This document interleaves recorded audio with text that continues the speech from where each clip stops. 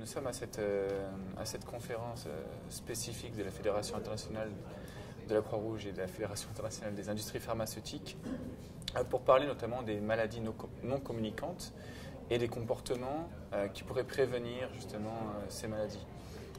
Donc j'aimerais vous demander ce que vous pensez de cette initiative et comment faire en sorte de communiquer justement sur des comportements qui seraient plus propices à une bonne santé et comment faire en sorte que les personnes vraiment changent leur comportement et leur approche vis-à-vis de leur régime alimentaire.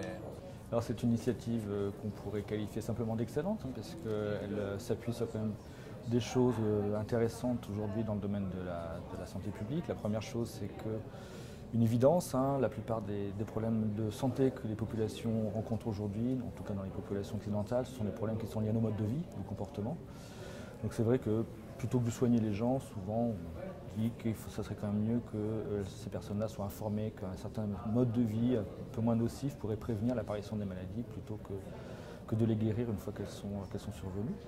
Donc cette approche basée sur les comportements de la santé est quelque chose qui est de toute façon une évolution absolument inévitable de la santé publique dans les années qui vont venir, ça c'est une évidence. Donc l'initiative de la Croix-Rouge à ce titre-là est absolument remarquable.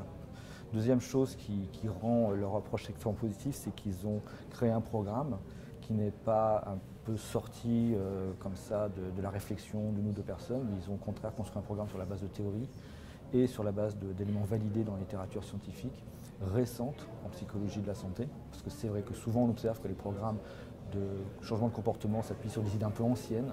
Le fait par exemple qu'il faut donner de la connaissance, de l'information aux personnes, on pense que ça suffit à produire le changement.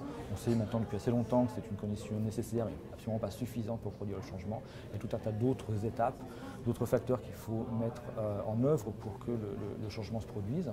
Il y a depuis 30-40 ans beaucoup de théories qui ont été imaginées et validées en psychologie de la santé pour justement comprendre ces phénomènes. Et le programme For Habits s'appuie sur ce genre de théorie. Donc c'est extrêmement positif de ce point de vue-là. Et puis le dernier point positif que je soulignerai, c'est l'approche globale. Souvent on observe aussi en santé publique qu'on cible souvent un seul comportement. Alors on va cibler le tabagisme, on va cibler l'alcoolisme, on va cibler l'alimentation. Ce qu'on appelle une approche un peu calendaire. Le lundi, on fait le tabac, le mardi, on fait l'alcool, le mercredi, on fait l'alimentation, le jeudi, c'est la prise de risque, le vendredi, c'est la sécurité routière. À chaque jour, un comportement. Alors que finalement, on sait aussi que ces comportements, ils forment un ensemble et qu'ils ont tendance aussi à covarier, c'est-à-dire apparaître ensemble, ils n'apparaissent pas forcément isolément les uns des autres. Alors le programme For Habits, justement, cible 4 comportements qui apparaissent souvent, conjointement. C'est-à-dire une alimentation pas très équilibrée, tabagisme, alcoolisme et manque d'exercice physique. Et ce cluster de comportements, ce groupe de comportements est responsable de l'apparition de problèmes de santé assez importants dans les populations. Alors c'est bien d'avoir un programme et des outils de communication sur justement le changement comportemental, mais comment s'assurer que les personnes changent réellement de comportement, justement ces personnes qui ont des comportements à risque, et comment former les volontaires de la Croix-Rouge qui vont aller sur le terrain pour essayer de faire passer ces messages. Alors on s'en assure parce que ces programmes sont dits Theory and Evidence-Based, c'est-à-dire qu'ils sont construits sur la base des travaux théoriques existants dans la littérature, mais aussi sur la base de preuves. C'est-à-dire qu'on évalue l'efficacité de ces programmes avant de les mettre sur le marché, entre guillemets. Et on vérifie que si on applique ce programme, on a un gain. Et on peut estimer d'ailleurs la taille de ce gain dans la population qui a suivi le programme par rapport à un groupe contrôle. Donc c'est très similaire à ce qu'on peut voir dans l'industrie pharmaceutique, par exemple, quand on va tester l'efficacité d'un médicament, ou en médecine, quand on va tester l'efficacité d'un protocole de soins.